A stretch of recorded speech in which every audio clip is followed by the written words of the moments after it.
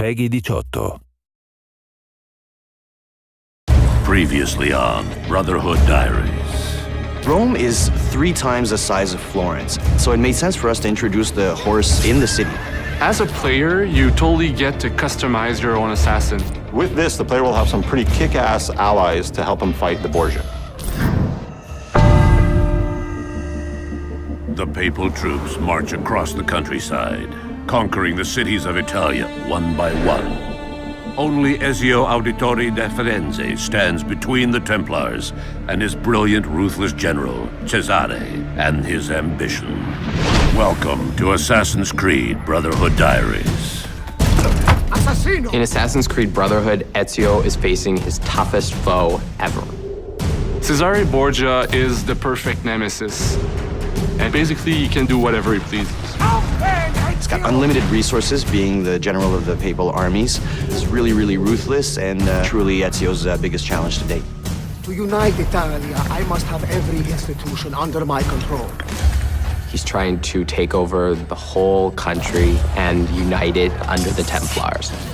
In Assassin's Creed Brotherhood, there's Cesare, who's your main target, but he's helped by 3 generals. The Duke de Valois, he has a huge army which helps Cesare make his law in Rome. Juan Borgia, who is in charge of the money, so Cesare uses this money to wage his wars. And Micheletto, who is Cesare's personal assassin. So we dedicated 1 full sequence of gameplay to learn a little bit about their backstory, how their influence is corrupting Rome and everything. So you'll get to experience the constant build-up where in the final showdown, you get to track down your final prey and kill him. Well, it's a well-known fact that Leonardo da Vinci ends up working for Rodrigo Borgia. And one of the things that Rodrigo wants to do by taking over the world is build these fabulous war machines. And we created whole missions around them where you have to go find the plans, destroy them, get the machine. You actually get to use it and then destroy it so that the Borgias can't use these war machines in their fight. In AC2, we had what we call the secret locations. People really loved that, so we decided to bring them back in Assassin's Creed Brotherhood with a twist, of course. And once you find them, something interesting is going to happen.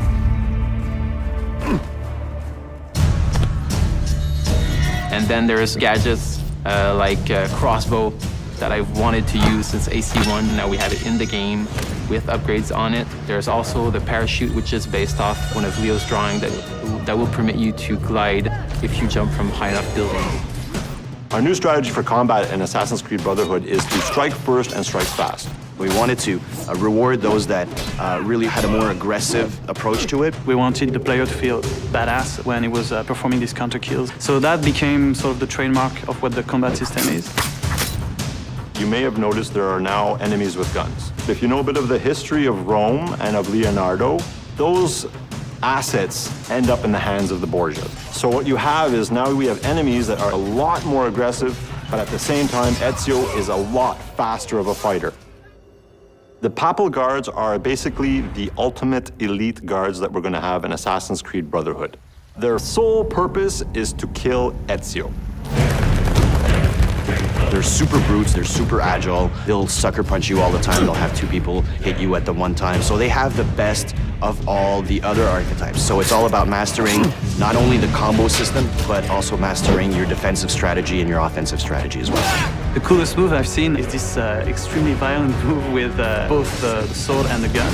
Once you have it in your hands, it's something unbelievable. It's really fast-paced, it's really visceral. Basically, you get to kill somebody with a sword, and then you get to shoot his head with a gun. That's pretty violent.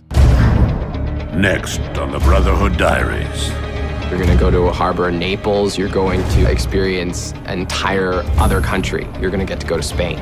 Another really cool aspect of the multiplayer of Assassin's Creed Brotherhood is the fact that now that it's the person that you're chasing, it's a lot more unpredictable, and they're a lot smarter than any AI that you can ever make.